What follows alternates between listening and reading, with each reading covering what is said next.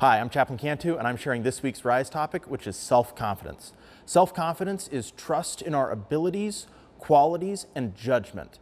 And I want to share a story with you about how I've wrestled with that. So my first assignment was Barksdale Air Force Base. And I remember day one, man, I was ready. I was ready to go. I gave myself plenty of time to get to the chapel. I made sure my uniform was good. I was excited to meet my new boss and see how everything was going to go, get acclimated to the unit. And I baked enough time into my schedule to where I could swing by the BX and get Starbucks that morning because I wanted to make a good impression and have some caffeine in my system.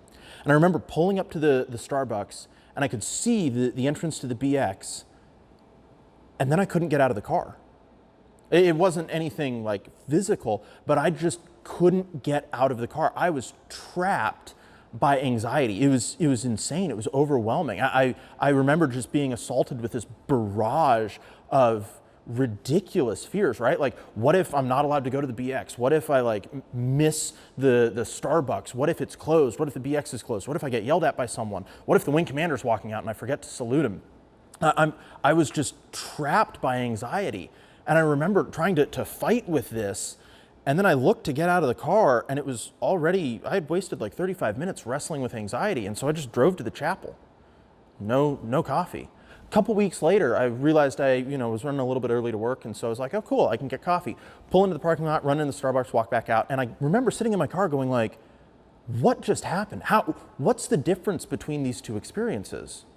Well, it was self-confidence. I had grown confident in my understanding of the base and the rules and everything going on with me, and I trusted my abilities and my judgment to navigate that situation. So it wasn't really that big a deal. So I want to share a couple of ways that we can apply self-confidence. We can grow in that so that when we face situations that spike our anxiety and make us question our abilities, we can apply some self-confidence. So first, trust what you know to be true, not what you feel. This is a hard one because our feelings are what we feel, right? And our feelings can be really intense. But the reality is our feelings are rarely a wise and a trusted guide to our actual situation. I very rarely feel like going to the gym or eating healthy or exercising. My feelings tell me that I should eat an entire pint of ice cream on my couch, but I know that's not a wise guide. And so as difficult as it can be, we have to trust what we know to be true, the abilities and the judgment and the qualities that we possess rather than what we feel.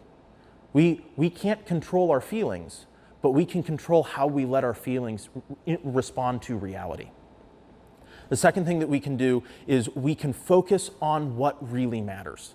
And this is really difficult, right? Because the reality is a lot of the things that spike our anxiety are huge to us, but invisible to everyone outside, right? The things that cause us to wrestle with self-confidence the most, oftentimes no one else sees, right? What if Starbucks is closed? If Starbucks is closed, it's really not that big a deal, right? Focusing on what matters and being able to say like, hey, this is messing with my head and this is making me feel anxious, but I know that ultimately this isn't that huge. This isn't earth-shattering.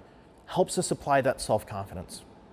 Now, here's the thing. Trusting what we know over what we feel and focusing on what really matters, those depend on our willpower, right? That requires our mental strength and resiliency. And the thing is, eventually that runs out. No matter how strong or tough we are eventually going to run dry in that. And so that's why we have to put this third technique into practice, and that's intentionally seek safe community. We intentionally need to have people in our lives. We need to find people who we can say, hey man, I'm really wrestling with this. Here's what's in my head, here's what I'm feeling, and they can say, I understand that you feel that way, but let me tell you what I see in you. Let me share some truth with you and help you grow in that. And let me build your confidence through saying what I actually see and help you get out of your head and help clear the air. So man, if we intentionally seek safe people, if we focus on what matters, and if we trust what we know rather than what we feel, then we are going to be able to apply self-confidence and resiliency anytime, anywhere, and any unit.